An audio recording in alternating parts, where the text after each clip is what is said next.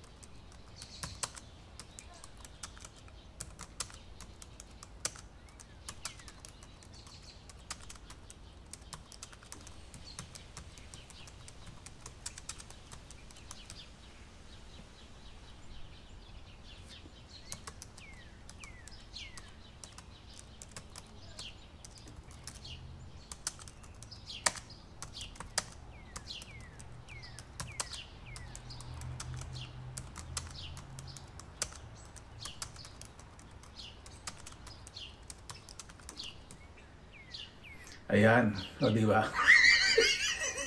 Ganyan po talaga po yung mga chismis. Ganyan po dating ng chismis. O sa mga chismosos, di ba nalubog? Hindi, joke. Naintriga kayo. Ito po yung tinatawag na rhetorical content o minsan sinasabi nilang clickbait. Ibig sabihin, bago tayo mag-react, bago tayo magbasa, sumulat, panoorin at basahin po muna natin ang mga bagay-bagay bago po tayo magbigay ng connotation. O, di ba? Bigyan natin ng isang how do you call this?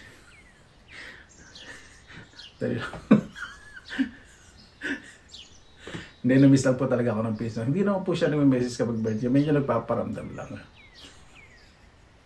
Miss po yun, yung pizza ko po. Napaalala ko na po yun, yung meron pa akong guest na artista. Siya po yun. Yung maganda ko pong pinsan. Hanapin niyo po Pinilang Alabay. May bisita artista. Siya po yun. Yung pinsan ko pong artista. Makikita niyo po yun. Wala, ito pinatawag na